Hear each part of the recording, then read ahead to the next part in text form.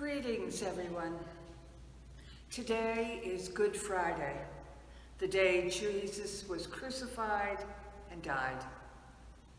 One of the most frequent questions I get as a minister this time of year is, why is it called Good Friday when it's the day Jesus died? There are a number of theories for the name. At the time Jesus lived, good may have had also the meaning of holy. Another idea is that good was derived from God, meaning God's Friday.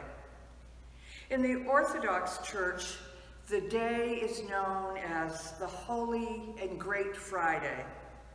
In Germany, it's referred to as Sorrowful Friday. The terms Sacred Friday and Passion Friday are also used. In addition, because the holiday is also commemorated with a long fast, Good Friday was also referred to as Long Friday by the Anglo-Saxons.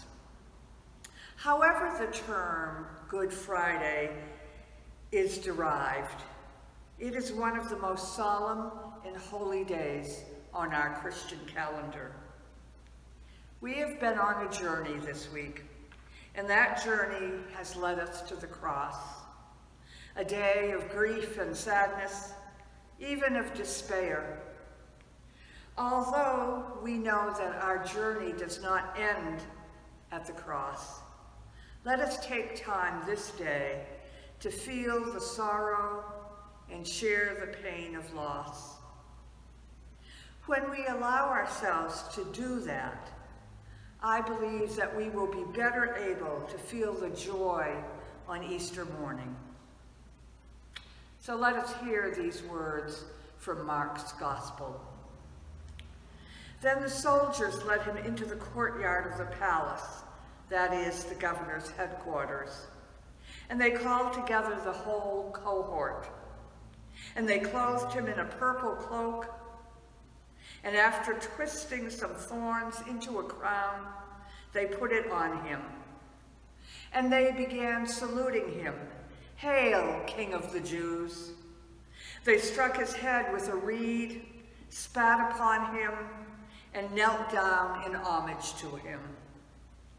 After mocking him, they stripped him of the purple cloak and put on his own clothes. Then they led him out to crucify him. They compelled a passerby who was coming in from the country to carry his cross. It was Simon of Cyrene, the father of Alexander and Rufus. Then they brought Jesus to the place called Golgotha, which means the place of the skull. And they offered him wine mixed with myrrh, but he did not take it. And they crucified him and divided his clothes among them, casting lots to decide what each should take. It was 9 o'clock in the morning when they crucified him. The inscription of the charge against him read, "The King of the Jews." And with him they crucified 2 bandits, one on his right and one on his left. Those who passed by derided him, shaking their heads and saying, "Aha! You who would destroy the temple and build it in 3 days, save yourself and come down from the cross." In the same way, the chief priests, along with the scribes, were also mocking him among themselves and saying, "He saved others. He cannot save himself. Let the Messiah, the King of Israel, come down from the cross now, so that we may see and believe." Those who were crucified with him also taunted him. When it was noon, darkness came over the whole land until 3 in the afternoon. At 3 o'clock, Jesus cried out with a loud voice, "Eloi, Eloi, lema sabachthani, which means, my God, why have you forsaken me? When some of the bystanders heard it, they said, listen, he is calling for Elijah. And someone ran, filled a sponge with sour wine, put it on a stick, and gave it to him to drink, saying, wait, let us see whether Elijah will come and take him down. Then Jesus gave a loud cry and breathed his last. And the curtain of the temple was torn in two from top to bottom. Now when the centurion who stood facing him saw that in this way he breathed his last, he said, truly this man was God's son.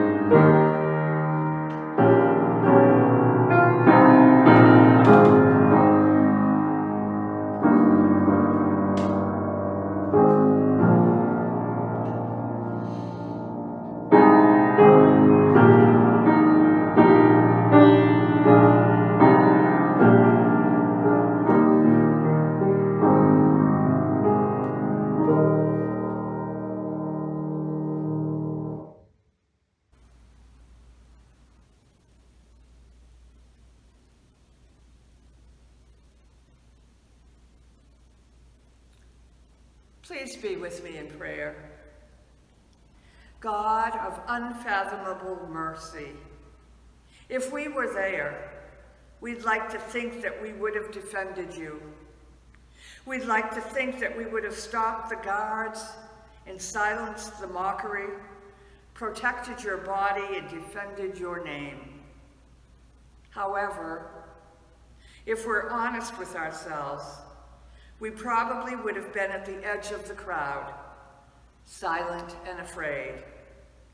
How often are we silent and afraid? How often do we wait for the stones to cry out for us? Forgive us. Please forgive us.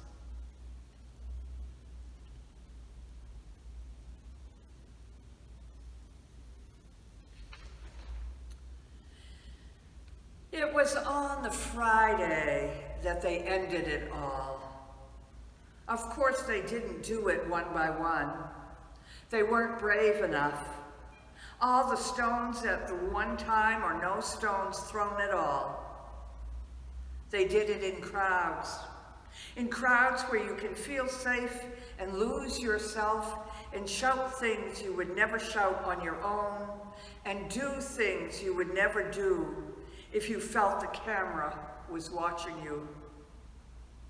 It was a crowd in the church that did it, and a crowd in the civil service that did it, and a crowd in the street that did it, and a crowd on the hill that did it.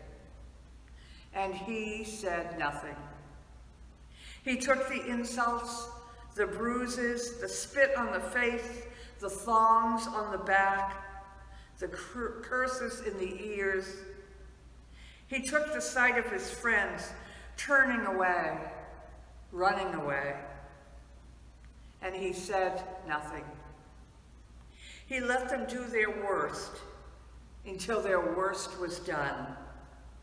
As on Friday, they ended it all and would have finished themselves had he not cried, "Father, forgive them all." And the revolution began.